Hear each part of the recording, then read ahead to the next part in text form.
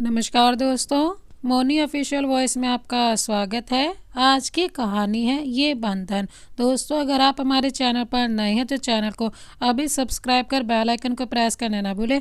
हम आपके लिए इस तरह की प्यार भरी कहानी लाते रहते हैं। अगर कहानी पसंद आए तो लाइक कर एक प्यारा सा कमेंट जरूर कीजिएगा। चलिए तो कहानी शुरू करते हैं। गीता अपनी सहेली के पास बैठी बातें कर रही थी। गीता, क्या बताऊं यार, मुझे तो विश्वास ही नहीं होता कि मेरी शादी इतने अच्छे परिवार में हो जाएगी और इतना प्यार करने वाला पति मिलेगा। सिया, जब समय आता है तब सभी काम हो जाते हैं और मुझे खुशी है कि तुझे इतना अच्छा परिवार मिला। चल अब मैं चलती हूँ। और सिया अपने घर की तरफ चली जाती है। ये कहानी सिया की है जो कि बहुत ही मासूम है। बिहार में सिवापुर के गांव में रहने वाली सिया की शादी होने वाली थी। सिया की उम्र 19 वर्ष थी। सिया के जन्म के समय ही उसके माता पिता चल बसे थे। सिया को उसके चाचा और चाची ने पाला था। चाचा जी उसको बहुत स्नेह देते थे, लेकिन उसकी चाची और उनके बच्चे सिया को नापसंद करते थे। इसीलिए सिया की शादी इतनी जल्दी करवा रहे थे, लेकिन शादी वाले दिन ही लड़का शादी करने नहीं आया। शादी की पूरी तैयारी हो गई थी। बारात न आने के कारण सिया के चाचा ने पता लगवाया तो पता चला कि लड़के ने शहर में ही दूसरी शादी कर ली है और वो गांव आने से मना कर चुका है। ये सब जब सिया की चाची को पता चला तो उन्होंने सिया को घर से निकाल दिया और बोली कि इस मनहूस का साया अब मेरे बच्चों की जिंदगी पे भी पड़े, उससे पहले इसे यहाँ से निकाल दो। सिया के चाचा जी भी बेबस थे और सिया के लिए कुछ नहीं कर पा रहे थे। सिया देखने में बिल्कुल परी जैसी थी, बहुत ही ज़्यादा खूबसूरत थी। उसकी बड़ी बड़ी आंखें और गुलाब की पंखुड़ी की तरह गुलाबी होंठ थे। सिया खुद भी बहुत दुखी थी। उसे समझ नहीं आ रहा था कि अब आगे वो कहाँ जाए और क्या करेगी। वो बार बार अपनी चाची के पैरों में गिरकर वहां रहने की भीख मांग रही थी, लेकिन उसकी चाची ने उसके मुंह पे दरवाजा बंद कर लिया। सिया वहीं भूखी प्यासी बैठी रही। तभी वहां से स्कूल के मास्टर जी गुजर रहे थे, जो कि पास वाले शहर से रोज स्कूल से पढ़ाने आते थे। वो सिया को वहां बैठी देख उन्होंने पूछा, बेटा तू यहाँ क्यों बैठी है, और ये क्या शादी का जोड़ा भी पहन रखा है। सिया दुखी होकर सारी बात बताने लगी और रोने लगी। मास्टर जी उसकी बात सुनकर बड़े भावुक हो गए और मास्टर जी सिया को बहुत मानते भी थे, क्योंकि सिया उनके स्कूल की बहुत अच्छी विद्यार्थी थी। लेकिन उसने 9वीं के बाद स्कूल जाना बंद कर दिया था, क्योंकि उसकी चाची उसे घर के काम करवाती थी। फिर मास्टर जी बोले, चलो बेटा मेरे साथ मेरे घर, वहाँ पर तुम्हें अच्छा लगेगा। सिया, नहीं मास्टर जी, मैं बहुत मनहूस हूँ। पैदा होते ही माँ बाप का साया हट गया और फिर चाची को भी मेरी वजह से बहुत दुख हुआ। मास्टर जी सिया के सर पे हाथ रखकर बोले, चलो मेरे साथ सब ठीक होगा। फिर सिया मना नहीं कर पाई और मास्टर जी के साथ चली गई। वहां जाने के बाद मास्टर जी की पत्नी सुनीता ने सिया का स्वागत किया। मास्टर जी ने सुनीता को सब बताया और सिया का ख्याल रखने को कहा। सुनीता भी सिया को देखकर बहुत खुश हुई और उसकी खूबसूरती की तारीफ करते नहीं थक रही थी। कुछ समय बाद मास्टर जी का पूरा परिवार रात के खाने के लिए एक साथ मिला। तभी सुनीता ने सिया को पूरे परिवार से मिलवाया। मास्टर जी के 3 बेटे और एक बेटी थी। बड़े बेटे का नाम सुमेध और बीच वाले बेटे का नाम रणवीर और उसकी पत्नी संजना, और छोटे बेटे का नाम विजय और उसकी पत्नी सोनम और बेटी का नाम रिद्धि था। और घर में मास्टर जी की माँ भी थी और पिताजी का कुछ साल पहले देहांत हो गया था। सबने सिया का स्वागत अच्छे से किया, लेकिन संजना और सोनम को सिया को देखकर अच्छा नहीं लगा, क्योंकि सिया उनसे बहुत ही ज़्यादा खूबसूरत थी। सिया की खूबसूरती उन दोनों की आंखों में चुभने लगी थी। सबने खाना खाया और सब अपने अपने कमरे में चले गए, लेकिन सुमित को खाने के बाद बाहर टहलने की आदत थी, इसीलिए वो बाहर टहलने निकल गया। तभी सुनीता सिया के पास आई और बोली, मेरे दोनों बेटे की शादी हो गई है, लेकिन मुझे अपने बड़े बेटे की चिंता लगी रहती है। वो एक लड़की से प्यार करता था और उसी से शादी करना चाहता था, लेकिन जब उस लड़की ने इसे शादी करने को कहा तो ये अपनी पढ़ाई पे ध्यान देना चाहता था और उस लड़की की शादी कहीं और हो गई। अब ये शादी भी नहीं करना चाहता। पढ़ाई से डॉक्टर तो बन गया, लेकिन इसकी ज़िंदगी अच्छी नहीं हुई है। अकेला कैसे रह पाएगा ये पूरी ज़िंदगी, यही सोचती हूँ। ये कहते हुए सुनीता वहाँ से चली गई और सिया भी फिर मेहमान वाले कमरे में चली गई। देखते देखते 1 महीने बीत गए। अब सबको सिया की आदत हो गई थी। सिया ने घर में सबकी मदद करनी शुरू कर दी थी। हर इंसान की ज़रूरत सिया बन गई थी उस घर में। खासकर सुनीता को तो बहुत आराम मिल गया था सिया के वहाँ रहने से, और सिया सुमित की सारी ज़रूरतों का ध्यान उसके बिना बोले ही रखने लगी थी। घर में सबको पता भी नहीं चला कि कब सिया उन लोगों के लिए इतनी ज़रूरी बन गई। रिद्धि की तो बहुत ही अच्छी मित्र भी बन गई थी। सिया और रिद्धि की आपस में बहुत ही बनती थी। वो दोनों आपस में बहुत बातें करती थी।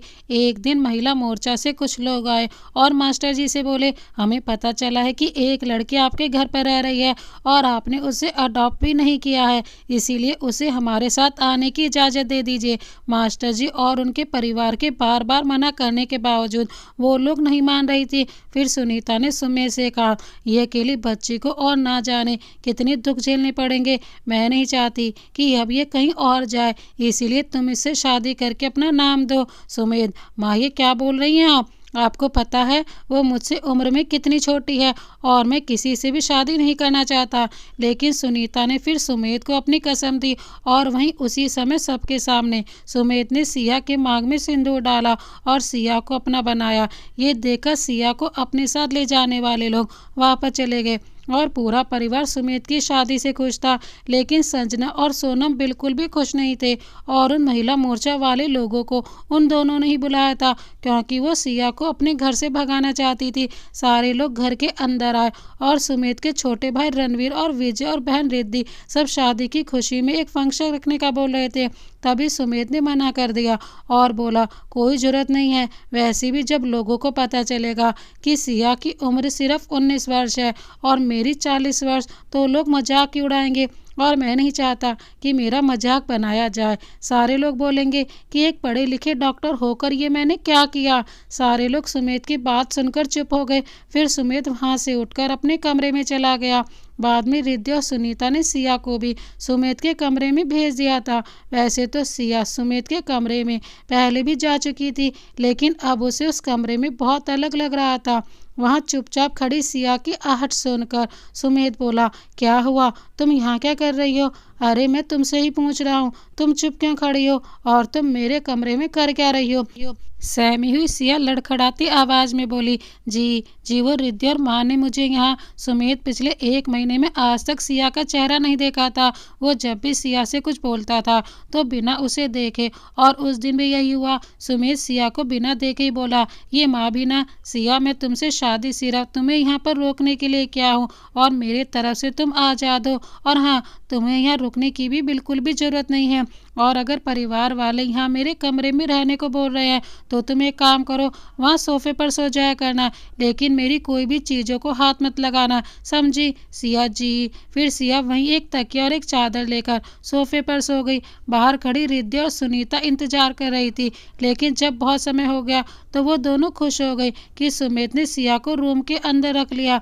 अगले दिन सुबह सुमित, माँ मैं हॉस्पिटल जा रहा हूँ। माँ आप कहाँ हो? मेरी बात सुन भी रही हो? अरे नाश्ता बन गया है तो जल्दी से दे दो। सुनीता, हाँ बेटा बस लाती हूँ। विजय, माँ मैं ऑफिस जा रहा हूँ लेकिन मेरे जूते नहीं मिल रहे। सुनीता, हाँ बेटा आई। रिद्धि, माँ मैं कॉलेज जा रही हूँ, प्लीज़ मेरी लाल रंग वाली चुन्नी ढूंढ दो। सुनीता, हाँ बेटा अभी आई। ये सब देखकर सुमित वहाँ से जाने लगा और बोला, माँ आप सबको देखो, मैं बाहर नाश्ता कर लूँगा। तभी पीछे से भागती हुई सिया आई और सुमित का पीछे से हाथ पकड़ते हुए बोली, लीजिए आपका नाश्ता तैयार है, बैठ जाइए। सुमित ने अपनी नज़र थोड़ा नीचे की तो उसने देखा एक खूबसूरत सा हाथ जिसमें लाल रंग की कांच की चूड़ी है और वो उसके हाथों में बहुत खूबसूरत लग रही हैं। फिर सुमित वहाँ चुपचाप बैठ गया और नाश्ता करने लगा। नाश्ता करने के बाद सुमित फिर उठकर जाने लगा। तभी सुनीता जी ने पीछे से आवाज़ दी, बेटा सुनो, तुम अपने साथ सिया को भी ले जाओ। सुमित बोला, सिया को क्यों? सुनीता, सिया के पास सारे पुराने कपड़े हैं, तुम उसे कुछ अच्छे कपड़े दिला दो और कुछ सजने संवरने की चीज़ें, क्योंकि अभी नई नई शादी हुई है ना, तो पुराने कपड़े अच्छे नहीं लगते। आज तो संजना ने अपने कपड़े दिए हैं उसको पहनने को, लेकिन रोज़ किसी और के कपड़े अच्छा लगता है क्या? सुमित, लेकिन माँ मैं हॉस्पिटल। सुनीता फिर वहाँ से चली गई और सिया को सुमित के साथ जाने के लिए भेज दिया। सिया फिर बाहर सुमित की गाड़ी के पास आकर खड़ी हो गई थी और सुमित के आने का इंतजार करने लगी। सुमित को माँ पे गुस्सा तो बहुत आ रहा था और साथ में सिया पर भी, लेकिन उसने कुछ नहीं कहा और सिया को अपने साथ ले गया। लेकिन सुमित ने सिया को पीछे बैठने को कहा। हॉस्पिटल पहुंचते ही सुमित बोला, तुम कुछ समय गाड़ी में ही रहना, मैं थोड़ा काम वो करके आता हूँ। सिया जी। सुमित कुछ समय बाद अपना काम खत्म करके बाहर गाड़ी के पास आया तो उसकी नज़र सिया पे गई, जो गाड़ी पे अपना सिर टिकाकर सो रही थी। उसकी खूबसूरत आंखें और पंखुड़ी से होठ और गुलाबी चेहरा और उसके लाल रंग की वो साड़ी उस पे बहुत अच्छी लग रही थी। सुमित तो बस उसे देखता रह गया। बहुत समय तक सुमित उसे देखता रहा। फिर एक मांगने वाला आया और सुमित से कुछ खाने को मांगने लगा कि तभी सिया की नींद खुल गई और वो भी सुमित को देखने लगी। सुमित ने अपने पॉकेट से कुछ पैसे उस आदमी को दे दिए। वैसे सुमित भी कुछ कम नहीं दिखता था। उसे देखकर कोई भी उसके उम्र का अंदाजा नहीं लगा सकता था। उसका गोरा रंग और 6.1 इंच की लंबाई कोई हीरो से कम नहीं दिखता था। फिर सुमित गाड़ी में बैठ गया और सिया को शॉपिंग मॉल लेकर गया। सुमित, चलो उतरो, मॉल आ गया है। जी। सुमित बोला, अरे सिया मैं तुमसे बोल रहा हूँ, चलो उतरो, मॉल आ गया है। सिया, हमें नहीं जाना है और हमें कुछ खरीदना भी नहीं है। सुमित ये सुनकर बहुत गुस्से में आ गया और सिया से बोला, फिर आई क्यों हो? माँ को नहीं बोल सकती थी कि नहीं जाना है? सिया ने धीरे से फुसफुसाते ही कहा, हाँ तो हम कौन सा अपनी खुशी से आपके साथ आए हैं? सुमित ने सिया की कई बात सुन ली, फिर भी उसने बोला, क्या बोला तुमने? जरा फिर से बोला। सिया, कुछ नहीं बोला है हमने। ये बोलकर वो गाड़ी से बाहर आ गई और बोली, चलिए ठीक है। सुमित उस समय भी सिया के ठीक सामने ही खड़ा था, इसीलिए दोनों की आंखें एक दूसरे से टकरा गई और दोनों एक दूसरे को देखने लगे। फिर सुमित ने अपनी नजरें हटाई और आगे चला गया। सिया वहीं खड़ी है सोचने लगी कि सुमित ने आज पहली बार उसे देखा। तभी सुमित ने गुस्से से आवाज़ लगाई, अब चलोगी या उठाकर ले जाना होगा? सिया सुमित की आवाज़ सुनकर दौड़कर सुमित के पास आ गई। फिर दोनों मॉल के अंदर गए और सुमित ने सिया को कपड़े और बाकी का सामान दिलवाया और फिर दोनों घर की तरफ ही आ रहे थे कि तभी बीच में एक चाट वाला ठेला देखा और सिया को रहा नहीं गया और उसने जोर से चिल्लाया, चाट। ये सुनकर सुमित ने गाड़ी रोकी और पीछे देखकर बोला, क्या? सिया नरम आवाज़ में बोली, नहीं कुछ नहीं। फिर सुमित गाड़ी से उतर गया और सिया को बोला, चलो उतरो नीचे। सिया सहमी हुई बाहर आई और बोली, मेरे मुंह से गलती से निकल गया, क्योंकि मेरे चाचा जी हमेशा स्कूल जाते टाइम चाची जी से छिपाकर चाट खाने के लिए पैसे दिया करते थे। ये बोलते बोलते सिया की आंखों में आंसू आ गए और सिया अपने आंसू छिपाते बोली, हमें चलना चाहिए घर पे, माँ इंतजार कर रही होगी। सुमित बस उसे ही देखे जा रहा था। फिर सुमित बिना कुछ बोले ही चाट वाले के पास गया और वहाँ से एक प्लेट चाट लेकर आया और सिया के हाथों में देते बोला, अगर आगे भी तुम्हें किसी भी चीज़ की ज़रूरत महसूस हो तो तुम मुझे कह देना, मैं ले आया करूँगा। उस वक्त सिया को ये सुनकर बहुत अच्छा लगा और उसने सुमित की आवाज़ में अपनापन महसूस किया। फिर सब भूलकर सिया अपने चाट का आनंद लेने लगी। उसी बीच सिया ने एक बार सुमित से पूछा, आपने अपने लिए नहीं लिया, क्या आप खाएंगे मेरे साथ? सुमित, नहीं मुझे पसंद नहीं है, तुम ही खाओ। फिर सिया ने खुशी खुशी अपना चाट खत्म किया और सुमित बस उसे ऐसे बच्चों की तरह खाता हुआ देखकर मुस्कुरा रहा था। फिर सिया अपनी जगह पर आकर बैठ गई और सुमित भी अपनी जगह पर बैठ गया। फिर दोनों घर गए और सिया ने सारा सामान सुनीता और रिद्धि को दिखाया। वहीं खड़ी संजना और सोनम को ये सब देखकर बिल्कुल भी अच्छा नहीं लग रहा था। संजना और सोनम वैसे भी सिया से बहुत ही ज़्यादा जलती थी। संजना ने गुस्से में सोनम की तरफ देखकर बोला, देखो आज एक नौकरानी यहाँ की मालकिन बन गई है और हमारी जेठानी भी। सोनम, कुछ तो करना पड़ेगा वरना घर में सब उसी की गुणगान करते रहेंगे। संजना, हाँ वो भी जल्दी। फिर सुनीता ने सिया को अपना सारा सामान लेकर अंदर अपने कमरे में जाने को कहा। तभी सिया अपना सामान लेकर सुमित के कमरे में गई। ये देखकर सुमित सिया के ठीक सामने खड़ा हो गया और सिया की लंबाई छोटी होने के कारण सिया को अपनी नीची नज़रों से ऊपर सुमित को देखने लगी। तभी सुमित ने कहा, क्या है ये सब? मैंने कहा था ना कि इस कमरे में मैंने तुम्हें सिर्फ सोफे पर सोने की इजाज़त दी है, ना कि इस कमरे में तुम्हें हिस्सा दिया है जो तुम अपना सारा सामान लेकर मेरे कमरे में आ गई। सिया भी इस बार चुप नहीं रही और बोली, तो हम कहाँ जाए? माँ ने कहा हम आपके कमरे में जाए और अब आप बोल रहे हैं यहाँ से जाओ, फिर हम कहाँ जाएं? आप ही बताइए। और हमारी आपसे शादी हुई है तो उस हिसाब से हम आपकी पत्नी हुए ना। सुमित फिर वहाँ से हटकर दूर हुआ और अपनी नज़रें हटाते बोला, जहाँ तुम्हारा मन वहाँ जाओ, बस यहाँ मेरे कमरे में से जाओ। और वैसे भी मैंने कोई खुशी से तुमसे शादी नहीं की है, ज़बरदस्ती माँ ने करवाई है और कानूनी तौर पर तो हम पति पत्नी हैं भी नहीं। ये सुनकर सिया को बहुत दुख हुआ और सिया अपना सामान सोफे पर रखते बोली, ठीक है, लेकिन ये सोफे पर रहने की इजाज़त तो आपने ही दी है ना, तो मैं अपना सामान यहाँ इस सोफे पर रख रही हूँ। ये बोलकर सिया वहाँ से बाहर चली गई। सिया के दिमाग से सुमित की कई बात बाहर नहीं निकल रही थी। सिया को खुद भी समझ नहीं आ रहा था कि सुमित की बातों का आखिर उसे इतना बुरा क्यों लग रहा है। फिर देखते देखते शाम हो गई। सब लोग अपने काम से घर आ चुके थे और अब रात के खाने की तैयारी चल रही थी।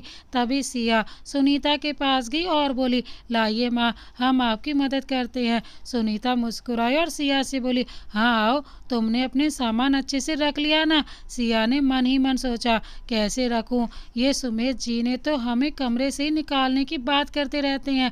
अब ये बातें माँ को बताऊंगी तो उन्हें बुरा ही लगेगा। सिया को ऐसे चुप देखकर सुनीता जी ने फिर पूछा, सिया क्या हुआ? कुछ बात है तो मुझे बताओ, तुम चुप क्यों खड़ी हो? क्या सोच रही हो? सिया, नहीं माँ, कोई बात नहीं है, मैं ठीक हूँ और सामान भी मैंने रख दिया है। फिर दोनों मिलकर खाना बनाने लगी। कुछ समय बाद सब खाने के लिए नीचे आए और खाने की टेबल पर बैठे। सिया और सुनीता और रिद्धि सबको खाना परोसने लगी। तभी सोनम और संजना आई और सबको दिखाते बोली, माँ और रिद्धि, आप दोनों खाने के लिए बैठ जाइए, खाना हम तीनों बहुएं परोस देंगे। सुनीता मुस्कुराई और बोली, ठीक है। फिर सबको तीनों ने खाना दिया और सबने खाना शुरू किया। जैसे ही सबने खीर खाए तो सबसे पहले सुमित का सबसे छोटा भाई विजय बोला, वाह माँ, तुम्हारे हाथों में तो जादू है, क्या खीर बनाई है तुमने? तभी पीछे से सुमित का मझला भाई रणवीर बोला, हाँ बिल्कुल सही कहा। तभी सुनीता मुस्कुराई और बोली, खीर मैंने नहीं, सिया ने बनाई है। वैसे तो सिया खाना पहले भी बना चुकी है, लेकिन शादी के बाद इसने पहली बार बनाया है तो मैंने इसीलिए से खीर बनाने को कहा था। तभी रिद्धि मजाक करते बोली, फिर तो अब सबको तोहफा देना होगा। तभी सुमित के दोनों भाई बोले, हाँ बिल्कुल मिलेगा, नेक है तो मिलेगा ही। सबसे पहले मास्टर जी खाना खाने के बाद उठे और सिया के सर पे हाथ रखते बोले, बेटा कुछ ला नहीं पाया मैं, माफ़ करना। सिया उनको रोकते बोली, पिताजी आपने अपना हाथ दिया मेरे सर पे और कुछ नहीं चाहिए हमें। फिर सिया की बातों पर मास्टर जी मुस्कुराए और सुनीता के तरफ देखते बोले। तो फिर सुनीता वह उठकर मास्टर जी के साथ खड़ी हुई और सिया के हाथों में सोने के कंगन देते बोली, ये मैंने अपनी बड़ी बहू के लिए बनवाए थे। उसके बाद रणवीर बोला, माँ हटिए, अब हम वह लाइन में लगे हैं। सुनीता, लेकिन तुम सब तो सुमित से छोटे हो और रिद्धि तुम भी लाइन में खड़ी हो। रणवीर, वो सब कुछ नहीं होता है, हम सिया से तो उम्र में बहुत बड़े हैं और सिया रिद्धि से भी छोटी है, तो उसे तोहफा तो मिलना ही चाहिए। चलिए हटिए जल्दी। तभी सुनीता जी और मास्टर जी दोनों मुस्कुराते हुए साइड हो गए। फिर रणवीर ने संजना को बुलाया और बोला, संजू अपनी ये रिंग उतार कर दो। संजना अपनी रिंग नहीं देना चाहती थी, लेकिन रणवीर के बोलने पर संजना को अपनी रिंग उतार कर देनी पड़ी। उसके बाद विजय ने वे सोनम की चैन सिया को दिलवा दी। फिर रिद्धि की बारी आई तो उसने एक नई हाथों में पहनने वाली घड़ी गिफ्ट की और बोली, भाभी ये मैं वैसे भी आपको देने के लिए लाई थी। उसके बाद सब जाने लगे तो रिद्धि ने सबको रोकते बोला, 1 मिनट रुक जाइए, सुमित भैया भी तो देंगे ना। सब रुक गए और सुमित की तरफ देखने लगे। तभी सुमित ने देखा कि सबकी नजरें उसका इंतजार कर रही हैं। फिर सुमित बोला, मैं कुछ लेकर नहीं आया और मेरे पास कुछ है भी नहीं, और ये फालतू चीज़ों में मुझे मत बोला करो आप सब। ये बोलकर सुमित वहाँ से चला गया और संजना ये देखकर मुस्कुरा रही थी कि तभी रणवीर की नज़र संजना पर गई और वो उसके पास जाकर धीरे से बोला, जो तुम चाहती हो ना वो तुम्हें कभी नहीं मिलेगा, समझी। उसके बाद सब लोग वहाँ से चले गए और संजना भी वहाँ से गुस्से में चले गई। फिर वहाँ पर सुनीता और सिया बच गए। सुनीता सिया के पास आई और बोली, तुम सुमित की बातों का बुरा मत मानना बेटा, वो तो बस कुछ लाया नहीं इसीलिए। तभी सिया बोली, नहीं माँ हमें बुरा नहीं लगा, वैसे भी सुमित जी हमसे शादी नहीं करना चाहते थे। ये बोलने के बाद सिया वहाँ से चली गई और फिर सुनीता भी अपने कमरे में चली गई। सिया कमरे में गई तो उसने देखा कि सुमित की किताबें नीचे ज़मीन पे गिरी हुई हैं। फिर सिया सारी किताबों को जल्दी जल्दी उठाकर ऊपर टेबल पर रखने लगी। तभी कमरे में सुमित आया और सिया पे ऊंची आवाज़ में बोला, तुम्हारी हिम्मत कैसे हुई मेरी किताबों को हाथ लगाने की, पागल हो क्या, या फिर मेरी कही बात समझ में नहीं आई थी तुम्हें? कितनी बार बोलूं कि कमरे में किसी चीज़ को हाथ मत लगाना। सिया, वो मैं तो बस। लेकिन सुमित सिया की एक बात नहीं सुन रहा था और उसे डांटे जा रहा था। उसके बाद सुमित ने गुस्से में कहा, बस अब बहुत हो गया, जाओ तुम अब बालकनी में सो जाकर। ये सुनकर सिया अपनी चादर और तकिया उठाने लगी।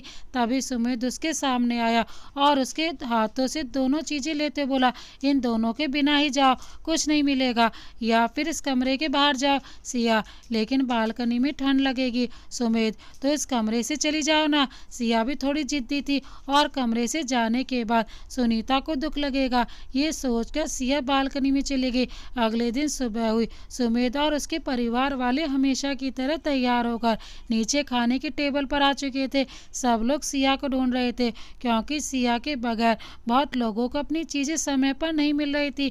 तभी सिया चीखते हुए नीचे आई। उसको देखकर सुनीता उसके पास गई और उसको छूकर देखी तो पता चला कि उसको सर्दी और बुखार है। तभी सुनीता ने सिया को खाने की टेबल पर बिठाते हुए कहा, तुम्हारी इतनी तबीयत खराब कैसे हो गई? खैर सुमित, तुम इसे अपने साथ लेकर जाओ और तुम्हारे हॉस्पिटल में ये बुखार के डॉक्टर के पास दिखवा देना।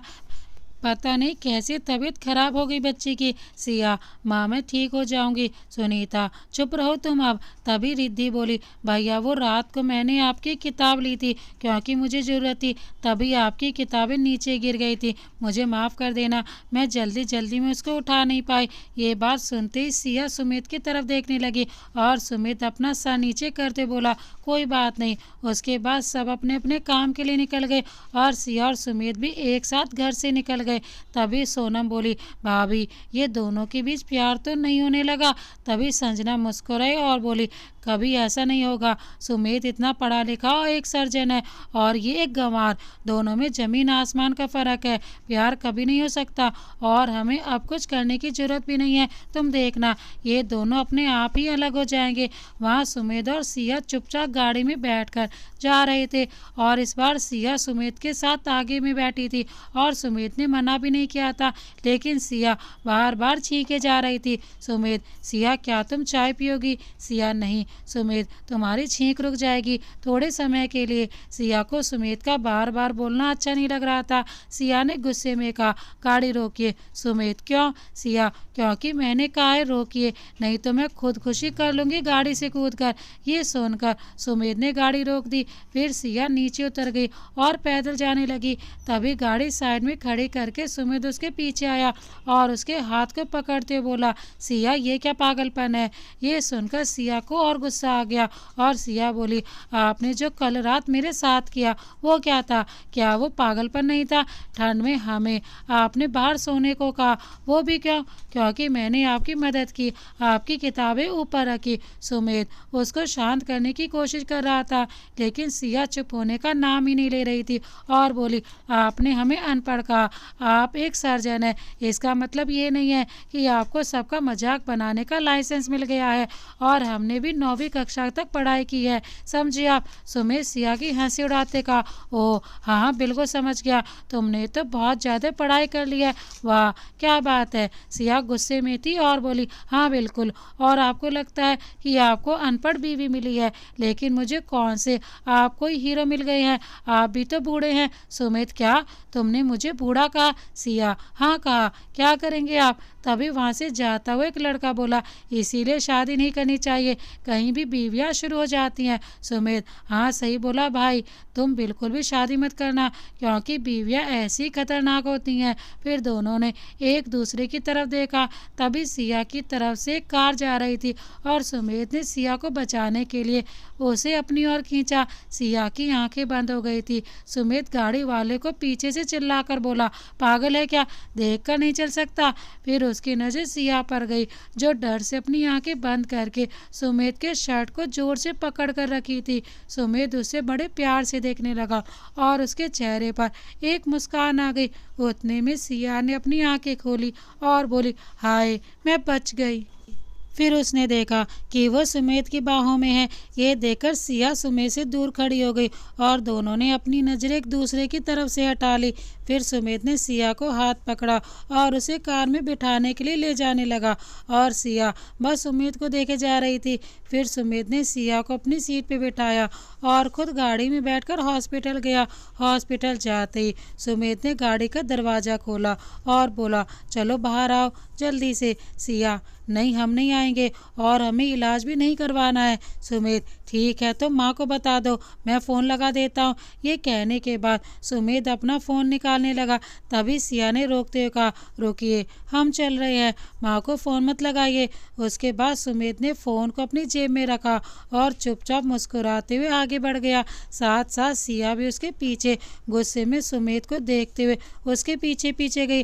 अंदर जाते वक्त सुमित ने सिया से कहा, चाहे कुछ भी हो तुम यहाँ किसी को मत बताना कि हमारी शादी हो गई है और तुम मेरी पत्नी हो। सिया, हाँ जानते हैं कि आप हमें अपनी पत्नी नहीं मानते और गंवार भी मानते हैं हमें। अपनी पत्नी बताते हुए आपको शर्म आती होगी, हम समझ सकते हैं। उतने में वहाँ एक जूनियर डॉक्टर आई और सुमित को गुड मॉर्निंग बोलने के बाद वो सिया को देखने लगी।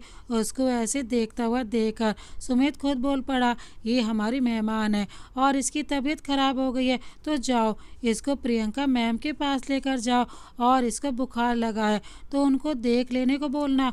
उसके बाद सुमित वहाँ से चला गया। फिर वो डॉक्टर बोली, मेरा नाम नमिता है और मैं अभी यहाँ जूनियर डॉक्टर हूँ। सिया मुस्कुराई और बोली, जी मेरा नाम सिया है और मैं। उसके बाद सिया हकलाते बोली, मैं वो बस। उतने में नमिता ने कहा, सिया वैसे आप बहुत खूबसूरत हैं, आपको देखकर मेरी नज़रें तो हट ही नहीं रही। आपने सिंदूर और मंगलसूत्र पहना हुआ है, मतलब आपकी शादी हो चुकी है। सिया उदास हो गई थी, उसके मन में बहुत सी चीज़ें चल रही थी। फिर सिया ने नमिता की तरफ देखा और बोली, जी हमारी शादी हो गई है। नमिता, फिर तो आपके पति की नज़र ही नहीं हटती होगी आपसे, हाय कितना प्यार करते होंगे वो आपसे। ये सुनकर सिया दूर खड़े सुमित की तरफ देखकर बोली, हर चीज़ जितनी अच्छी लगती है उतनी अच्छी होती नहीं है और सुंदर आप भी हो। आप पढ़ी लिखी, खुद के पैरों पर खड़ी, एक आत्मनिर्भर लड़की हो और ये भी बहुत खूबसूरत बात है, लेकिन आगे जाने के लिए आपको अपने काम पे ध्यान देना होगा, वरना आपको डांट पड़ सकती है, क्योंकि आप बहुत समय से हमसे बातें किए जा रही हैं। नमिता: हाँ हाँ, सही कहा आपने, लेकिन क्या करूं, आदत से मजबूर हूँ, हमेशा बात करने लग जाती हूँ। चलिए प्रियंका मैम के पास लेकर चलती हूँ आपको। सिया: जी। रास्ते में जाते वक्त भी नमिता कुछ ना कुछ बोलती जा रही थी। उसी बीच उसने कहा, पता है क्या आपको, पूरे हॉस्पिटल में सुमित सर की सबसे फेवरेट प्रियंका मैम ही है, सर की बेस्ट फ्रेंड। सब तो बोलते हैं कि दोनों के बीच कुछ चल रहा है, क्योंकि दोनों ने शादी नहीं की है। ये सुनते ही सिया के पैर रुक गए और फिर सिया कहीं खो सी गई। फिर नमिता ने सिया को कहा, क्या हुआ, चलो ना। सिया फिर नमिता के पीछे पीछे प्रियंका के कैबिन तक पहुंच गई। वहां जाने के बाद नमिता ने कहा, लो हम पहुंच गए। बहुत खड़ूस है प्रियंका मैम, जो भी मैंने बोला उनके सामने भूल कर भी नहीं बोलिएगा। फिर दोनों अंदर गए। वहाँ सिया ने देखा कि एक बहुत ही स्मार्ट सी लड़की बैठी है, जिसकी उम्र सुमित के ही लगभग होगी। वो देखते ही समझ गई कि वो प्रियंका ही है। फिर नमिता ने कहा, प्रियंका मैम, ये सुमित सर के साथ आई हैं और सर ने कहा है कि इनकी तबीयत खराब है और इन्हें आप देख लो।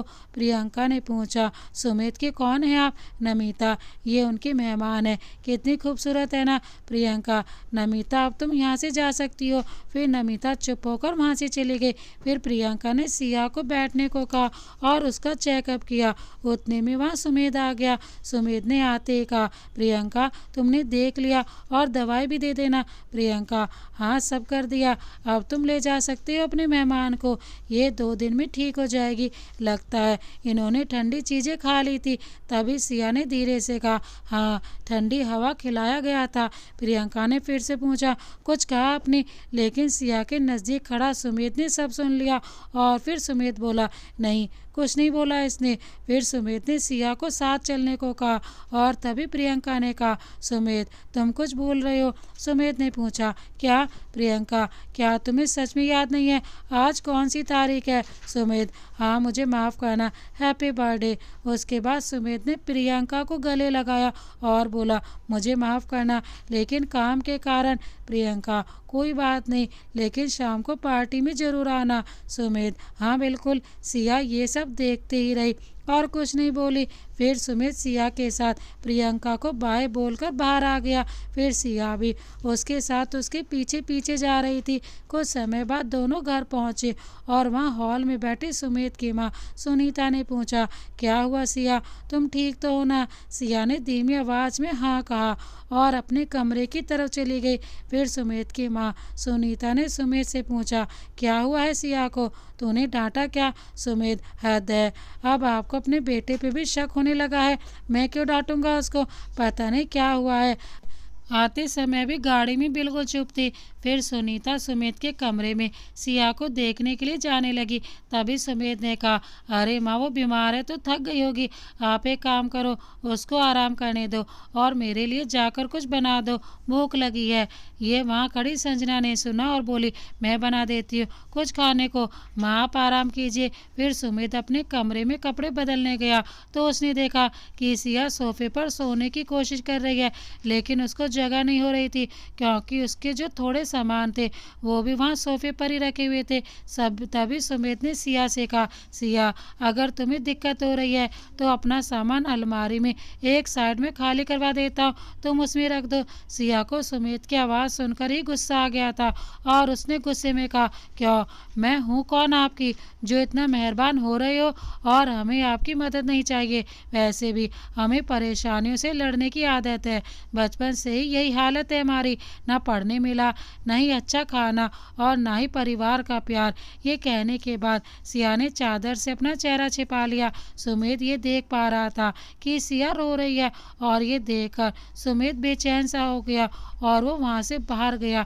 तभी हॉल में बैठी सुनीता ने सुमित को बुलाते बोली, कहाँ जा रहे हो? संजना ने तुम्हारे लिए तुम्हारा मन पसंदीदा शीरा बनाया है। लेकिन सुमित ने कुछ नहीं सुना और वहाँ से बाहर की ओर चला गया। गया। सुमित के गए हुए कुछ 3 घंटे हो गए थे और दवाई खाने की वजह से सिया का बुखार भी अब कम हो गया था और वो बाहर हॉल में सुनीता और संजना और सोनम के साथ बैठी थी। कुछ समय बाद सुमित दरवाजे से अंदर आया और उसे देखकर सब खड़े हो गए, क्योंकि सुमित के साथ 4 आदमी और थे और वे एक अलमारी लेकर खड़े थे। सुनीता, सुमित, ये क्या है, क्यों लाए हो तुम? सुमित सिया की तरफ देखते बोला, शादी के बाद हमें सामान रखने में दिक्कत हो रही थी, इसीलिए ये मैंने सिया के लिए लाया हूँ। ये सुनकर सुनीता मुस्कुरा उठी और उन आदमियों को कमरा दिखाते बोली, उस कमरे में लेकर जाओ। तभी वहाँ खड़ी सोनम संजना के पीछे गई और बोली, दीदी, ये सुमित भैया तो प्यार में पड़ गए हैं लगता है। देखो, पहले सामान और अब ये अलमारी। संजना ने धीरे से मुस्कुराया और बोली, ये तो सुमित अपनी अलमारी में उसके कपड़े नहीं रखना चाहता, इसीलिए लेकर आया है, वरना वो इस लड़की से कभी प्यार नहीं करेगा। संजना, सुमित, मैंने आपके लिए शीरा बनाया है, आइए मैं निकाल कर लाती हूँ। तभी वहाँ रणवीर आ गया और बोला, वाह, शीरा तो मुझे भी पसंद है, तो मेरे लिए भी लाना। संजना फिर बिना कुछ बोले शीरा लेने चली गई। रणवीर के पीछे विजय भी घर आया और बोला, सोनम, जब पानी वगैरह लेकर आओ, आज बहुत थक गया हूँ। सोनम, हाँ भी लाई। रणवीर, अगर तू एक खबर सुनेगा तो फ्रेश हो जाएगा। विजय, अच्छा, क्या भैया? तो दरवाजे से आते हुए रिद्धि ने भी पूछा, क्या भैया, मुझे भी बताओ। रणवीर, आज भैया भाभी के लिए अलमारी लाए हैं, क्योंकि उनको सामान रखने में दिक्कत हो रही थी। तीनों भाई बहन मिलकर सुमित की टांग खींचने लगे। वहाँ खड़ी सिया अपना सर नीचे करके उदास खड़ी थी और सुमित सिया को टेढ़ी नज़र से सबके बिना नज़र में आए देखे जा रहा था। फिर सब लोग वहाँ से अपने कमरे में चले गए और सिया और सुमित भी अपने कमरे में चले गए।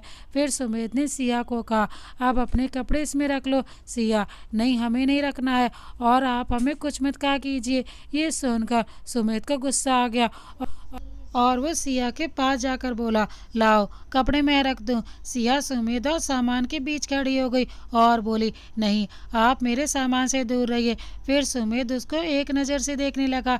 ऐसे में सुमित को देखता हुआ देखकर सिया बोली, क्या देख रहे हैं आप, क्या सोच रहे हैं? सुमित बिना कुछ बोले मुस्कुराया और सिया को जबरदस्ती अपने गोद में उठा लिया। सिया उस पर गुस्सा करने लगी और बोली, हमें नीचे उतारिए, ये सही नहीं कर रहे हैं आप। सुमित, चुप रहो वरना नीचे गिरा दूंगा।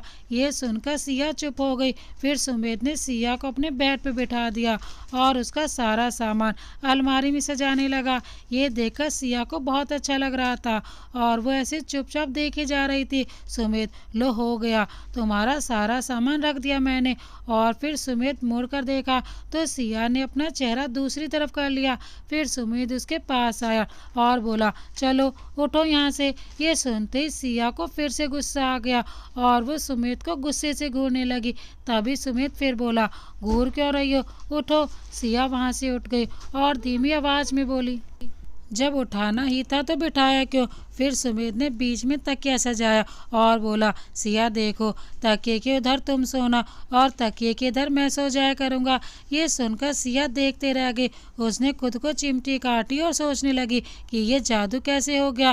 फिर सुमित उसके सामने आया और बोला, क्या सोच रही हो? अगर हम पति पत्नी की तरह नहीं रह सकते तो एक दोस्त की तरह तो रह ही सकते हैं। ये सुनकर सिया सुमित के तरफ देखकर मुस्कुराई और अपना सर हामी धीरे से हिलाया। फिर दोनों कमरे के बाहर गए जहाँ पूरा परिवार बैठा था। वहाँ पर जाकर सुमित और सिया दोनों बैठ गए।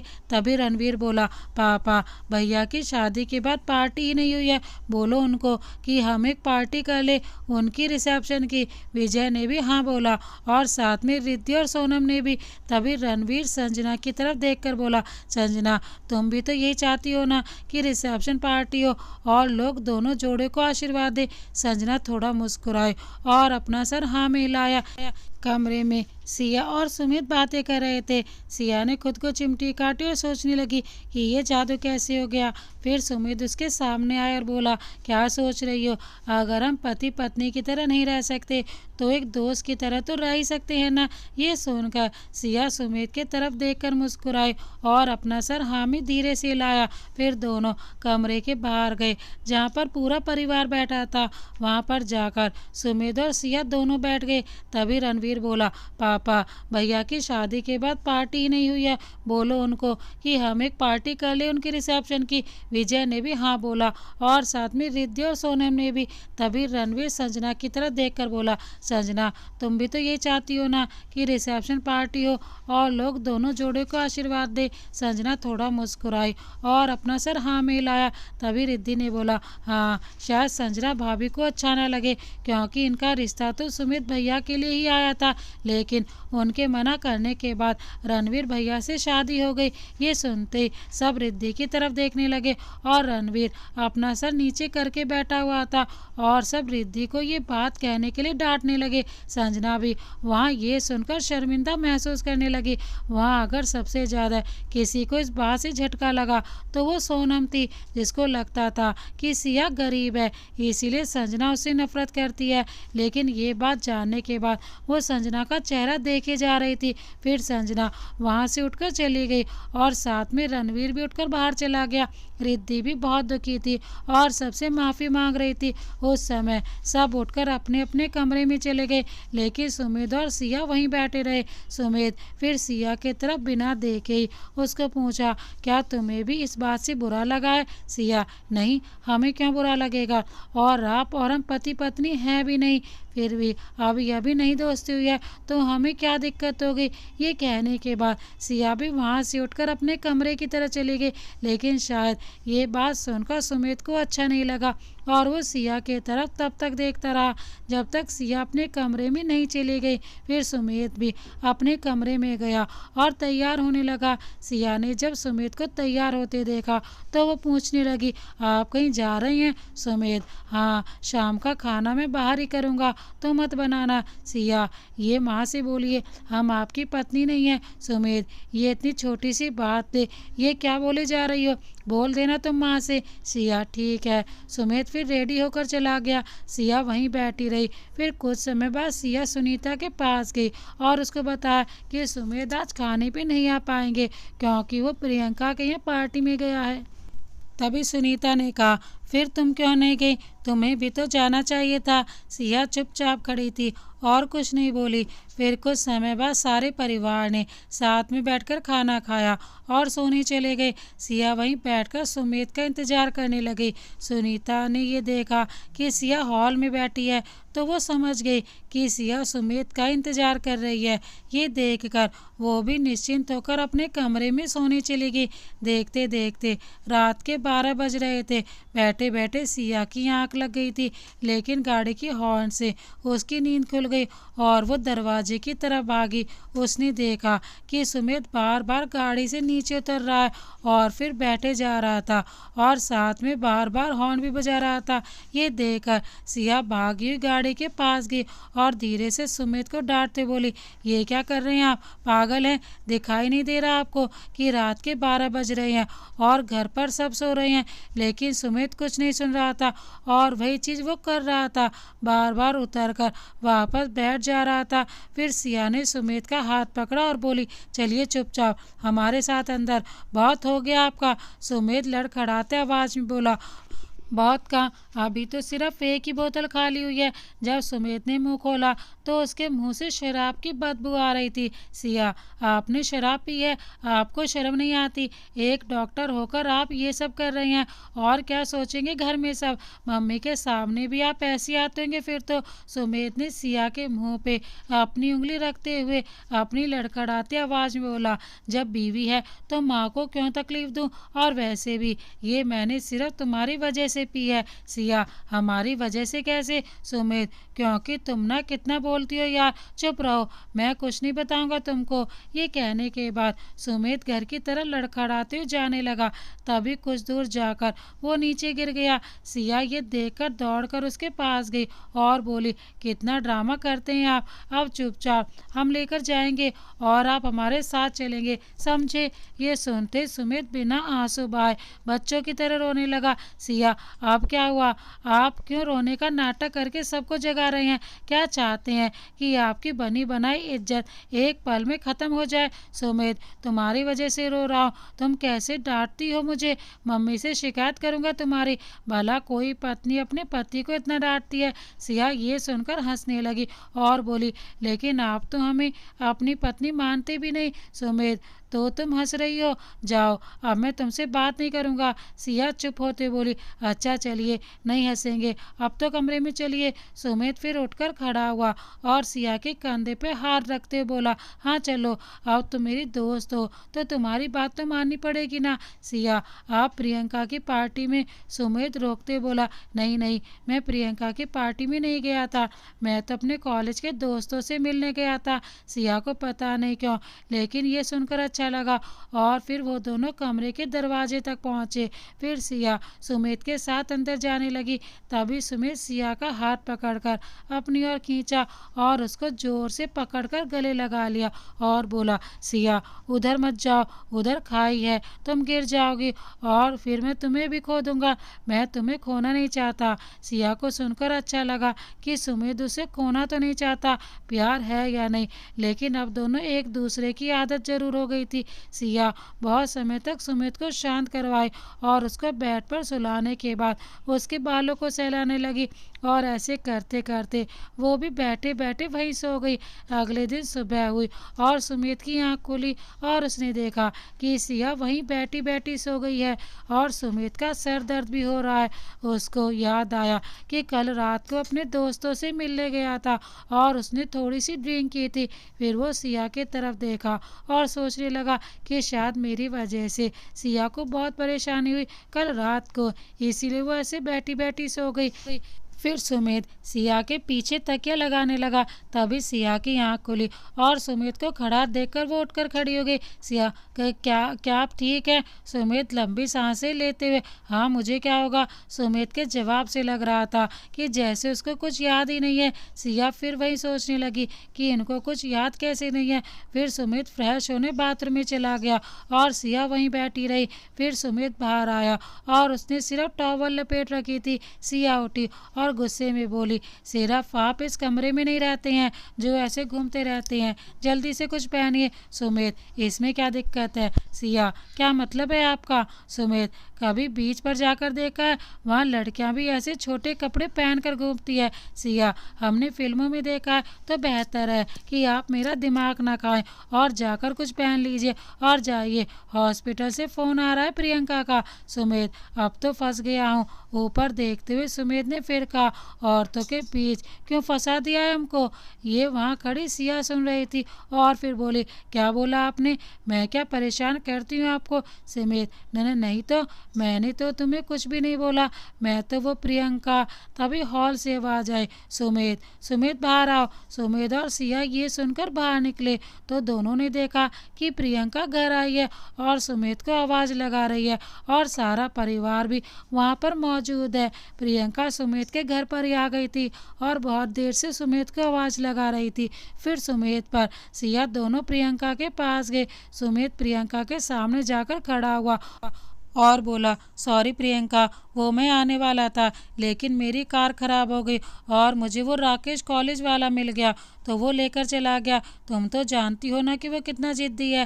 प्रियंका गुस्से से उसे देख रही थी और सुनीता की तरफ देखकर बोली, आंटी देख रहे हो आप कैसे बहाने मार रहा है? मैं बात नहीं करूँगी, आज से रहना तुम अकेले। सुनीता मुस्कुराने लगी और सिया की तरफ देखकर बोली, दोनों बचपन के दोस्त हैं तो मस्ती मजाक करते रहते हैं। सिया कुछ नहीं बोली और प्रियंका फिर मुस्कुराने लगी। साथ में सुमित उसे गले मिलते बोला, सॉरी यार, अब नहीं होगा ऐसे, पक्का। लेकिन विजय यानी कि सुमित का छोटा भाई, उसे ये नहीं पता था कि सुमित ने अपनी शादी की बात प्रियंका को नहीं बताई है और वो उसके सामने बोल पड़ा, अच्छा हुआ प्रियंका दी आप आ गए, अब भाई को समझाओ कि अपनी शादी की पार्टी दे दे। ये बोलते सुमित और सिया विजय की तरफ देखने लगे और प्रियंका ने जवाब दिया, किसकी शादी? ये सुनते सब घर वाले समझ गए कि सुमित ने किसी को नहीं बताया है कि उसकी शादी हो गई है। विजय अब डर गया था क्योंकि सुमित से अब उसे डांट पड़ने वाली थी। प्रियंका,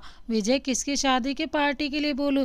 फिर प्रियंका सुमित की तरफ देखते हुए बोली, सुमित किसकी शादी की बात हो रही है? तभी सोनम बोली, ये सिया भाभी की। फिर विजय अपनी पत्नी की तरफ देखकर उसे डांटने लगा और धीरे से बोला, खुद तो मरेगी पागल, मुझे भी साथ में मरवाएगी।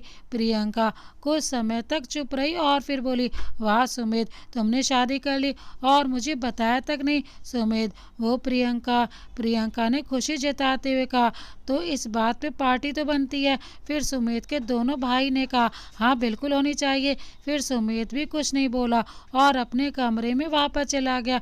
उसके पीछे सिया भी दौड़ कर गई और सुमित के सामने जाकर बोली, हमें माफ़ कीजिएगा, हमारी वजह से आपको शर्मिंदा होना पड़ा और अब ये पार्टी हमें काम करते हैं, कहीं चले जाते हैं, आपको फिर हमारी वजह से तकलीफ नहीं होगी। सुमित उसकी तरफ देखता रहा, फिर उसका हाथ पकड़कर उसको बाहर लाया जहाँ पर उसका पूरा परिवार खुशी से तैयारियों के बारे में बातें कर रहे थे।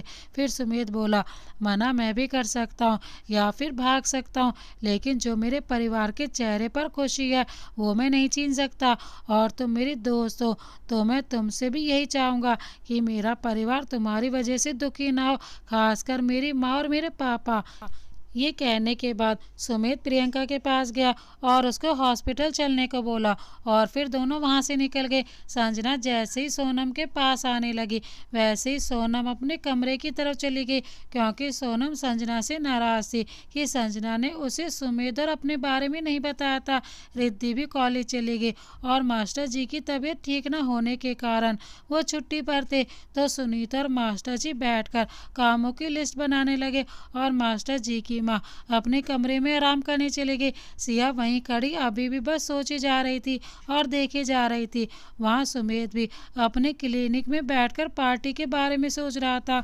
वो सोच रहा था कि उसके दोस्त उसका मजाक उड़ाएंगे क्योंकि सिया उससे उम्र में बहुत छोटी थी। हालांकि सुमित अपने शरीर पे बहुत ध्यान रखता था इसीलिए उसकी उम्र का अंदाज़ा लगाना मुश्किल था, लेकिन फिर भी सिया उनके सामने बच्ची लगती थी क्योंकि सिया की उम्र उनसे आधी थी। उधर सिया ये सोचकर दुखी थी क्योंकि उसे लग रहा था कि सुमित के सामने उसे सब बहुत कम और नीचा दिखाएंगे और बोलेंगे कि पढ़ी लिखी नहीं है। वो सोच सोचकर परेशान थी कि ना जाने ऐसे पार्टी में क्या होता है कि कैसे उनके बीच बैठ पाऊंगी। फिर देखते देखते रात हो गई और सब खाने की टेबल पर मिले। सारे लोगों ने सोच रखा था कि उनको कौन सी जिम्मेदारी लेनी है। सबसे पहले रणवीर बोला, पापा मैं सजावट का सब देख लूँगा। फिर विजय बोला, पापा मैं सबके कपड़े का देख लूँगा। और सोनम भी फैशन डिजाइनर है तो हम दोनों सबके कपड़े देख लेंगे। फिर रिद्धि बोली, मैं मेकअप का देख लूँगी और मम्मी पापा आप खाने का देख लेना। तभी दादी बोली, मैं कुछ नहीं देखूंगी, बस आराम से बैठकर काम चोरी वाले पे नजर रखूंगी। ये सुनकर सब हंसने लगे। तभी सुमित बोला, संजना तुम सारे मेहमान का देख लेना। संजना थोड़ा सा मुस्कुराई और फिर किचन की तरफ चली गई। तभी सबको ये एहसास हुआ कि उन्होंने संजना का कोई काम ही नहीं दिया था। फिर सारे लोग वहाँ से उठकर अपना खाना पीना खत्म करने के बाद अपने अपने कमरे में चले गए और सबने 2 दिन की छुट्टी ले ली ताकि सारा काम कर सके। जब सुमित बाहर से टहलकर कमरे में आया तो उसने देखा कि सिया यहाँ से वहाँ और वहाँ से यहाँ कर रही है। फिर सुमित उसके पास गया और बोला, सिया क्या हुआ, तुम इतनी परेशान क्यों हो? सिया बहुत विचलित हो चुकी थी और उसको कुछ बोला भी नहीं जा रहा था।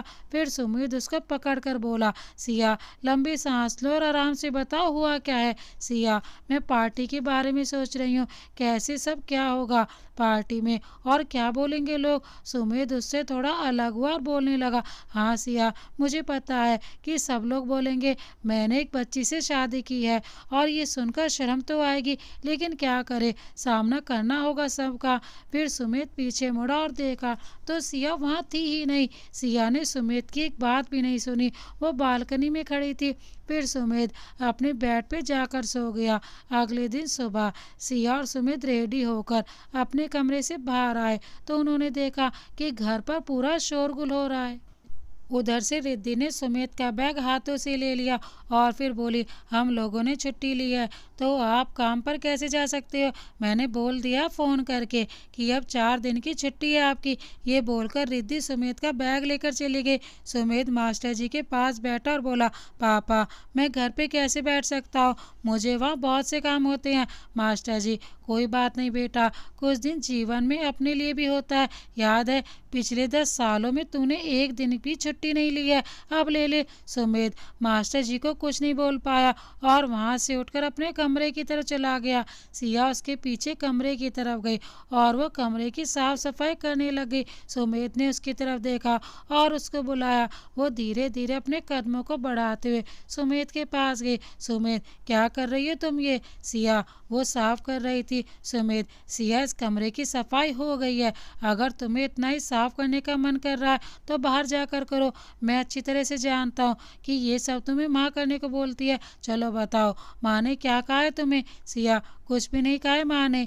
ये सुनकर सुमित नाराज हो जाता है और बोलता है, हटो, मैं खुद पूछ लेता हूँ माँ से। सिया, नहीं नहीं, माँ ने कहा था कि अपने पतियों पर नजर रखनी चाहिए। सुमित सिया की तरफ उंगली दिखाते हुए गुस्से से बोला, देखो सिया, मेरा दिमाग मत खराब करो तुम, और ये सब सिर्फ तुम्हारी वजह से हुआ है। और ये क्या पति पति लगा रखा है? नहीं हूँ मैं तुम्हारा पति, समझी तुम? और एक बात, ये माँ की बातों में ज़्यादा मत आया करो तुम। सिया को ये सारी बातें अच्छी नहीं लगी और सिया वहीं अपना सिर नीचे किए खड़ी रही। फिर सुमित उसकी तरफ देखकर बोला, ये सब तुम्हें करने की जरूरत नहीं है। मैंने पहले भी कहा है तुम्हें कि मुझे अकेले रहने की आदत है, लेकिन तुम्हें मैं अपना दोस्त समझा हूँ और उस हक से तुम इस कमरे में रह रही हो, ना कि मेरी पत्नी बनकर, समझी तुम? सिया ने नजरों को बिना ऊपर किए ही जवाब दिया, जी। सुमित, अब जाओ यहाँ से। सिया चुपचाप वहाँ से बाहर चली आई और उसकी आंखों से जो आंसू आ रहे थे उसे छिपाने के लिए वो बाहर बगीचे की तरफ चली आई। वहीं बैठकर वो सोचने लगी कि सुमित सही बोल रहे हैं, आखिर उनको हमारी वजह से ये परेशानी हो रही है। कुछ समय बाद सिया वापस घर गई। उसने देखा कि सब अपने अपने काम को बड़े चाव के साथ कर रही हैं। फिर वो थोड़ा आगे बढ़ी तो वहाँ सुमित खड़ा होकर किसी से फ़ोन पर बातें कर रहा था। सिया उसे देखते देखते खो गई। वो सोचने लगी कि इस इंसान की बात इसे इतना परेशान क्यों करती है, जबकि उसने खुद दोस्ती के लिए हाँ बोला था।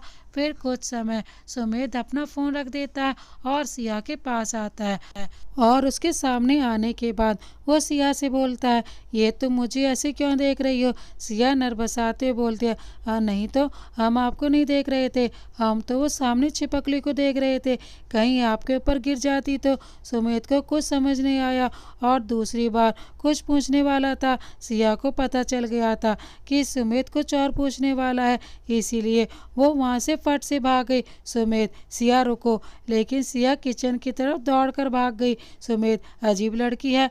रणवीर, भैया मैंने सब कर लिया अपना काम और संजना ने भी कर लिया है। सुमित, तो मुझे क्यों बता रहे हो? ठीक है, जो भी है देखो तुम लोग। ये कहने के बाद सुमित वहाँ से चला गया। 2 दिन बाद आज शाम को पार्टी है। मास्टर जी, सारे लोग सुनो, शाम को कुछ गड़बड़ नहीं होना चाहिए, समझे? सुनीता, आप चुप रहिए, आज आप सब अच्छा ही होगा। मैं बहुत खुश हूँ अपने बेटे और बहू के लिए। रणवीर, हाँ मैं भी बहुत खुश हूँ, अब भैया की ज़िंदगी में उन्हें संभालने के लिए भी कोई आ गई है। विजय, हाँ सही बोला भाई। सुमित और सिया भी अपने कमरे से बाहर आए और सबके साथ बैठकर बातें करने लगे। देखते देखते शाम हो गई। सब तैयार होकर पार्टी में गए थे। फिर कुछ समय बाद पार्टी में सुमित और सिया भी आए और सबकी आंखें सिया पर जाकर रुक गई। वो इतनी खूबसूरत लग रही थी। सुमित के जितने दोस्त थे वो सुमित के पास आए और बोले, भाई भाभी तो बहुत सुंदर है। सुमित मुस्कुराया और बोला, हाँ पता है, फिर संजना और सोनम के माता पिता भी आए थे, जो सिया के पास आकर उसको आशीर्वाद और प्यार के साथ साथ उसकी खूबसूरती का भी गुणगान गा रहे थे। कुछ समय बाद वहाँ पर सिया के चाचा और चाची और उनके साथ उनकी बेटी और बेटा भी आए थे। सब उन लोगों को देखकर ये सोचने लगे कि पता नहीं ये कौन है, क्योंकि वो बहुत बुरे और अजीब से कपड़े पहन कर आए थे। सिया उनके पास गई और चाचा जी का हाथ पकड़कर बोली, चाचा जी क्या हुआ, आप लोगों की हालत इतनी बुरी कैसी हो गई। तो उसके चाचा और चाची दोनों उसके कदमों में बैठकर रोने लगी और उससे माफ़ी मांगने लगे। सारी बातें फिर पार्टी में आए मेहमान के सामने आ गई। सबको पता चल गया कि सिया एक गरीब घर की लड़की है और वो पढ़ी लिखी भी नहीं है।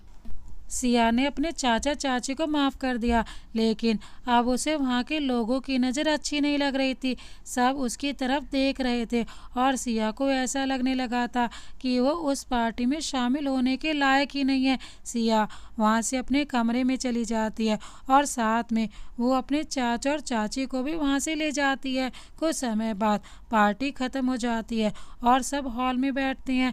तभी कुछ समय बाद वहाँ सिया आती है और साथ में अपना बैग भी लाती है। सुनीता, सिया ये बैग तुम कहाँ जा रही हो। सिया, माँ मैं इस परिवार के लायक नहीं हूँ, खासकर सुमित जी के लायक तो बिल्कुल भी नहीं हूँ। मैं अपने चाचा और चाची के साथ वापस अपनी ज़िंदगी जीने जा रही हूँ। सुनीता, लेकिन ये कहने के बाद सुनीता रोने लगती हैं और मास्टर जी की तरफ देखकर बोलती है, आप ही रोकिए ना इसको। लेकिन मास्टर जी उसे नहीं रोकती हैं और सिया अपना सामान लेकर गाँव के लिए निकल जाती है। सुमित का परिवार सिया को रोक नहीं पाता है और सुमित चुपचाप वहाँ खड़ा रहता है और सोचता है कि सिया के लिए यही सही है। करीब 1 महीना बीत जाता है और सुमित और उसके हॉस्पिटल के साथी सिया के गांव में अपना शिविर लगाते हैं, जिसमें वो लोगों को बिना शुल्क के जांच करते हैं। सिया के गांव में एक ब्लॉक था, वहीं पे सुमित का शिविर लगाया गया था। वहाँ सुमित की नज़र सिया पे गई, जो वहाँ झाड़ू लगा रही थी। सुमित को समझ नहीं आया कि सिया वहाँ कैसे और ये क्यों कर रही है, तो वो सिया के पास गया। सिया सुमित को सामने देखकर बहुत खुश हुई, लेकिन दूसरे पल उसके चेहरे से खुशी गायब हो गई और वो वहाँ से भागने लगी।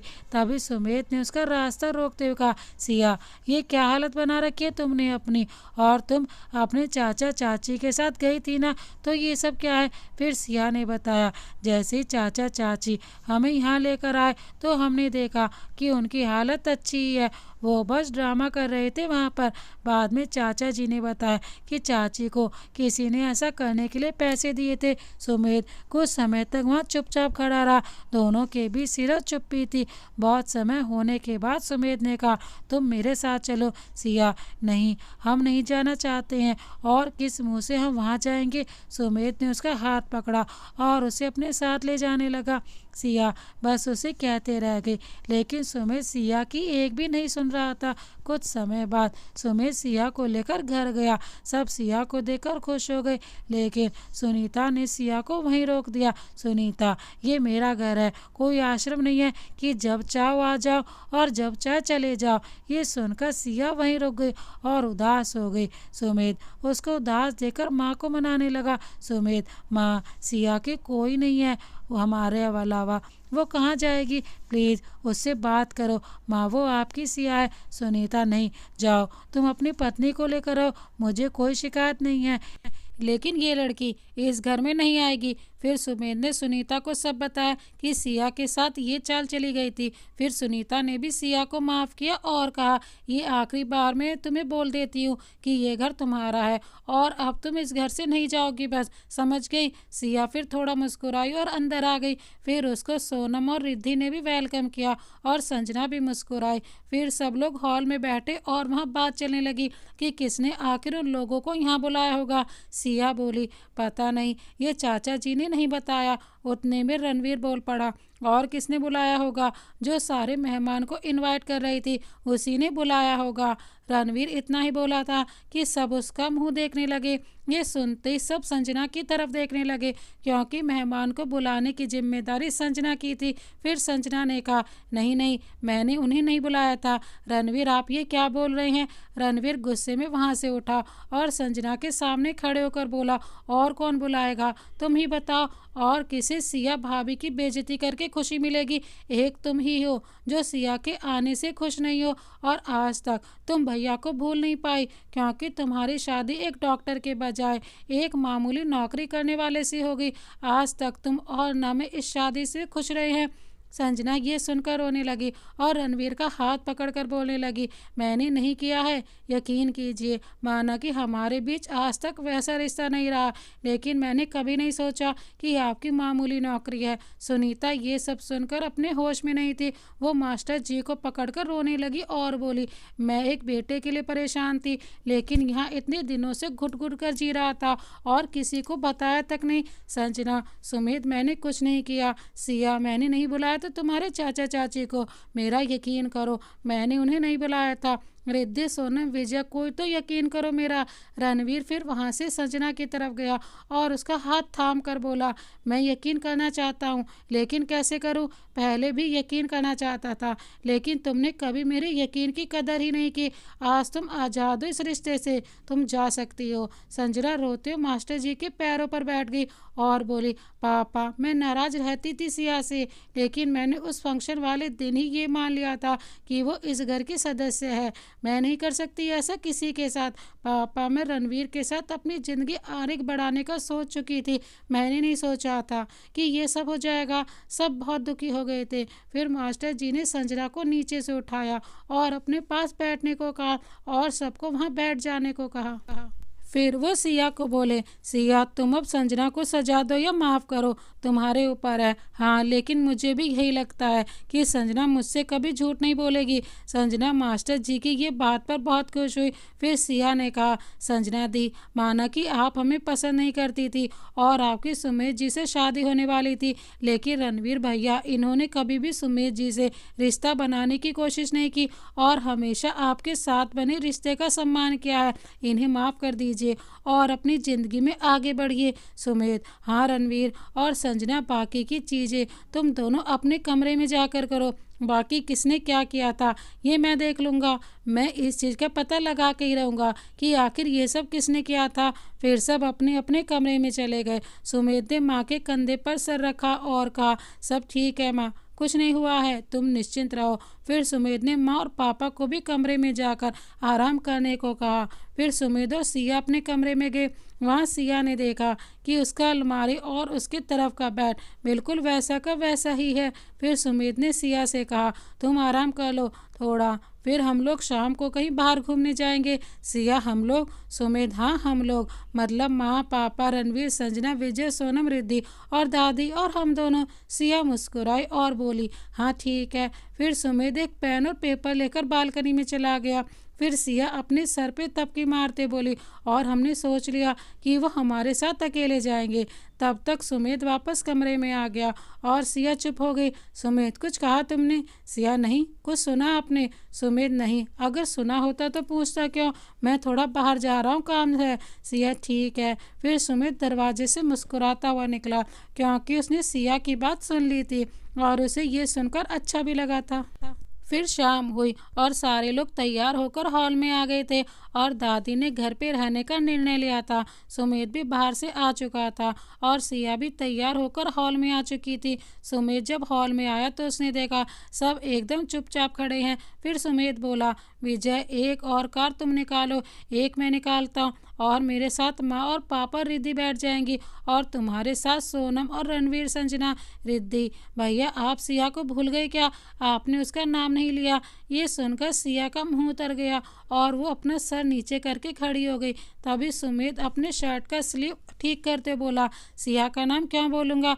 रिद्धि, मतलब सिया को आप नहीं ले जाओगे? सिया और ये सुनकर दुखी हो गई और मासूम सा चेहरा बनाकर सुमेध की तरफ देखने लगी, लेकिन सुमेध अपना स्लीव ठीक करने में लगा था और सिया की तरफ देख भी नहीं रहा था।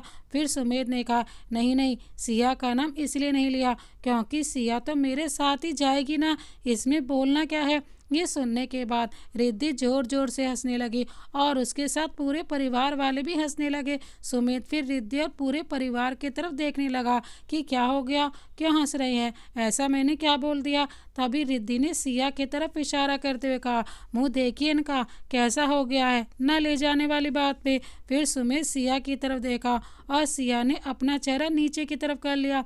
फिर सुमित सिया को देखकर मुस्कुराया और सबको गाड़ी में बैठने को कहा और खुद भी बाहर चला गया। सबके जाने के बाद सुनीता सिया का हाथ पकड़कर बोली, जब पति अपने साथ ही तुम्हें भी जोड़ ले, मतलब तुम्हारी और उसकी गिनती एक हो जाए, तो समझ जाना कि तुम दोनों अब एक हो, प्यार करता है वो तुमसे। ये कहने के बाद सुनीता वहाँ से बाहर चली गई। फिर सिया थोड़ा मुस्कुराई और वो भी बाहर की तरफ चली गई। सारे लोग गाड़ी में बैठ गए और फिर सब लोग वहीं एक रेस्टोरेंट में खाने खाने के लिए गए। वहाँ पर सुमित ने सारे कपल्स के लिए अलग अलग टेबल बुक करवाई थी और रिद्धि को अपने और सिया के साथ रखा था। सोनम और विजय तो एक दूसरे के साथ बात करने में बहुत व्यस्त थे और माँ पापा भी बहुत खुश थे बाहर आकर, और बहुत दिनों बाद हर चीज़ों को भूलकर दोनों साथ में अकेले खाना खा रहे थे। वही रणवीर और संजना के बीच कुछ बातें नहीं हो रही थी, वो दोनों सिर्फ खाना खा रहे थे और सुमित सिया एक दूसरे को देख रहे थे, लेकिन अलग अलग वक्त पर। रिद्धि को वहाँ एक दोस्त मिल गई और वो अपने दोस्त के पास जाने की जिद करने लगी, तो मास्टर जी ने जाने की परमिशन दे दी। सुमित, लेकिन पापा, मास्टर जी ने इशारे से कहा, कोई बात नहीं, जाने दो। फिर रिद्धि वहाँ से उठकर चली गई। अब टेबल पर सिर्फ सिया और सुमित बचे गए थे। फिर सुमित ने सिया से पूछा, तुम्हें क्या खाना है, बताओ, मैं वही मंगवाता हूँ। सिया अपना सर नीचे किए हुए बैठी थी, वो सुमित के सवालों का एक जवाब नहीं दे रही थी। सुमित फिर बोला, सिया, ये रहा मेनू कार्ड, इसमें देखकर बताओ क्या खाना है। सिया, आप मंगवा लीजिए, क्योंकि हमें पता नहीं है, इन सब जगह पर हम पहले नहीं आए हैं। फिर सुमित ने खाना ऑर्डर किया। उसके बाद दोनों के बीच कोई बात नहीं हो रही थी, दोनों चुपचाप बैठे थे। फिर कुछ समय बाद सुमित बोला, सिया, आज तुम बहुत खूबसूरत लग रही हो। सिया ये सुनते ही नर्वस हो गई और उसके हाथ में जो पानी था वो उसकी साड़ी पे गिर गया। सुमित ने ये देखा और फिर बोला, क्या हुआ, और ये, अच्छा चलो रहने दो, मैं साफ करवा देता हूँ। फिर सुमित ने अपना टेबल बदल लिया और अब वो और सिया एक दूसरे के आमने सामने नहीं बल्कि एक ही तरफ दोनों बैठे थे। कुछ समय बाद खाना टेबल पर आ गया और दोनों खाना खाने लगे। उतने में वहाँ पर प्रियंका, जो सुमित की मित्र थी, वो आ गई। प्रियंका, अरे सुमित, तुम यहाँ। सुमित ने उसकी तरफ देखा और मुस्कुराया। सुमित, हाँ, वो फैमिली के साथ बाहर आया हूँ। प्रियंका, वाह, तुमने बताया नहीं सबको कि तुम्हें कल इंटरव्यू देने के लिए टॉप न्यूज़ चैनल से इनवाइट किया गया है। सुमित, वो, इतने में प्रियंका ने वहाँ से एक गिलास उठाया और एक चम्मच ली और वहाँ पर उसे बजाकर सबका ध्यान अपनी ओर आकर्षित किया और फिर बोली, हमारे मित्र, जिनको यहाँ का बेस्ट सर्जन कहा जाता है, उनका कल इंटरव्यू है, क्योंकि वो बहुत लोगों के लिए प्रेरणा है।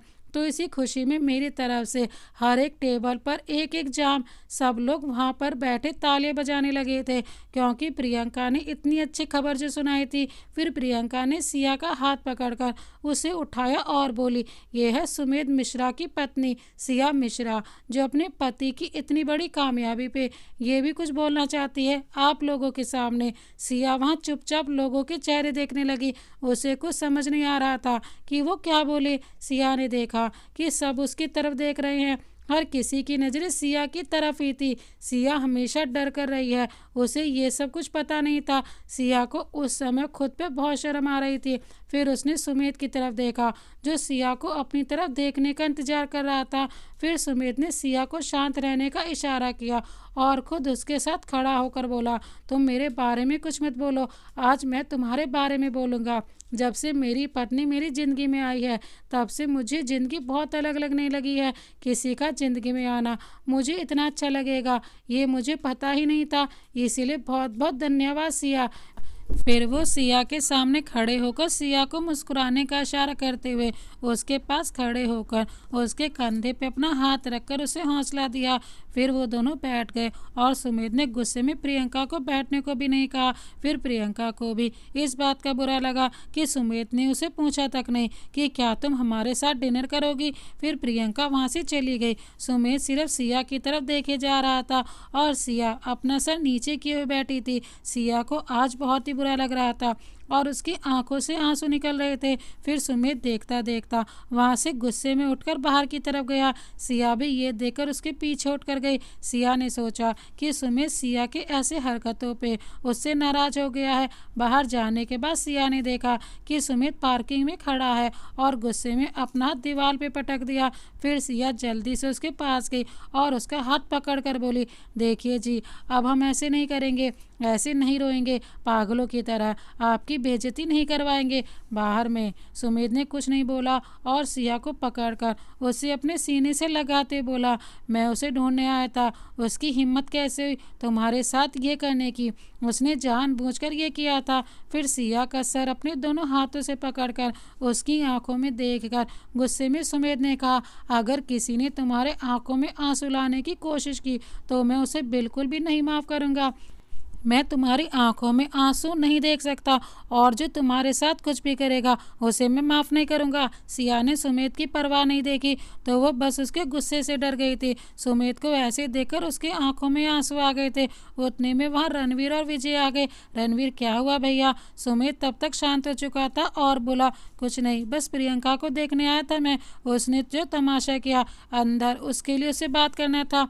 विजय, लेकिन भैया ये तो बस ऐसी भाभी के बोलने वाली होगी, इसमें क्या बात करना। सुमित ने सिया की तरफ देखा और बोला, सिया तुम अंदर जाओ और संजना और सोनम के साथ बैठो, हम आते हैं। उसके बाद सिया वहां से दौड़कर भागी अंदर।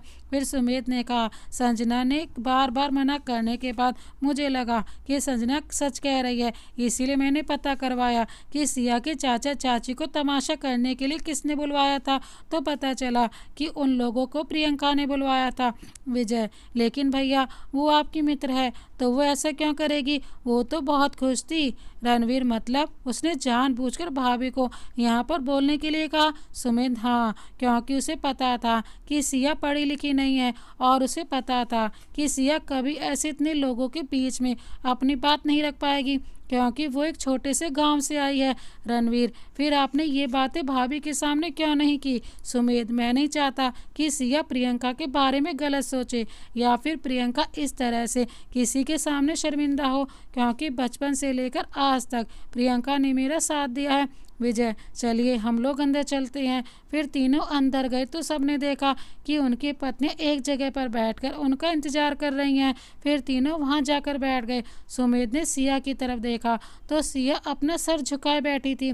फिर रणवीर को भी यकीन हो गया था कि संजना ने कुछ नहीं किया था, तो अब वो संजना से बात कैसे करे और कैसे माफ़ी मांगे, उसे समझ ही नहीं आ रहा था। फिर विजय ने धीमी आवाज़ में कहा, रणवीर, भाभी से माफ़ी मांग ले और बात शुरू कर। सुमित ने भी रणवीर को इशारे से संजना से बात करने को कहा था।